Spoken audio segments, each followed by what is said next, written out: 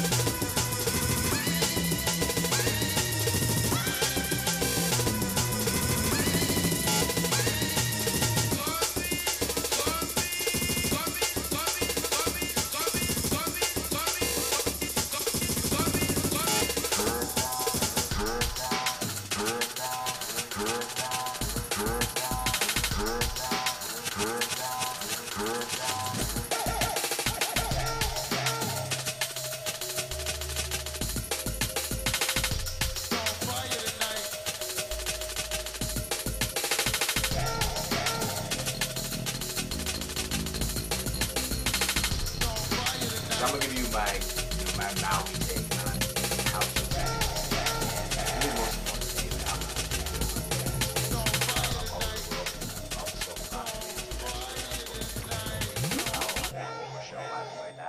I think the hardest thing, and probably the most important thing by far at the end of the day, is to be authentic and genuine in who you are.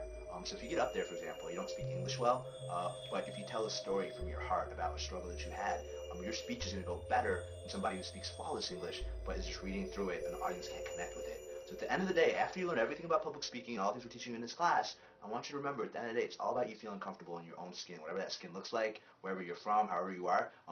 Learn to feel comfortable with yourself and give yourself to the audience, and you will connect with them, and you will be a good speaker. Chris Chandler. Chris Chandler.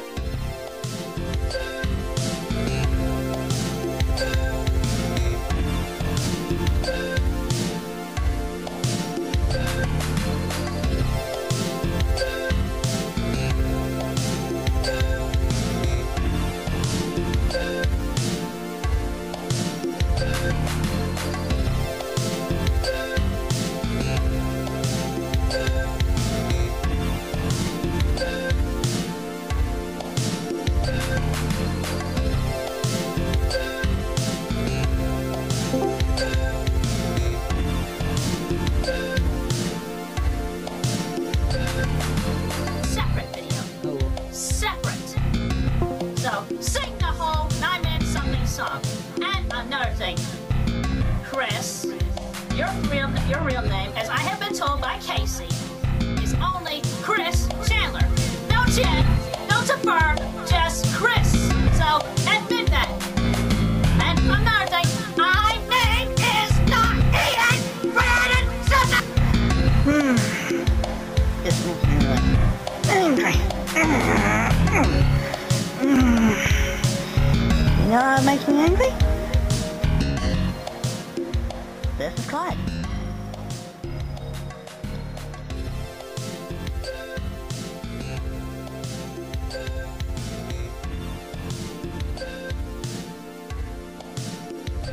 Of snakes, butterflies, and small acts of madness. When I was a child, my mother told me I should always sleep with the covers over my head. At the time, my family was living in a Sudanese refugee camp in Africa, and we owned nothing that we did not carry with us. Many a night, we slept out in the open, and my mother warned that if we let the covers down, snakes could slip in and slither into our mouths. We had no trouble following her advice. Years later, in the comfort of the United States, my mother gave me another piece of advice. This one less obvious. Always remember where you came from, she told me just before I left for Harvard. I was puzzled. The first piece of advice had been easy. Who wants a mouth full of a snake? But why Why was it important to remember where I came from? Right in front of everyone. When I moved on to Harvard and saw new worlds open before me, I quickly forgot about trying to understand my mother. Before I knew it, I was signed up for the Taekwondo Club, the Harvard African Students Association, the Philip Brooks House Program, the freshman crew team, where I totaled a $15,000 boat against the dock. In a freshman Bible study, I figured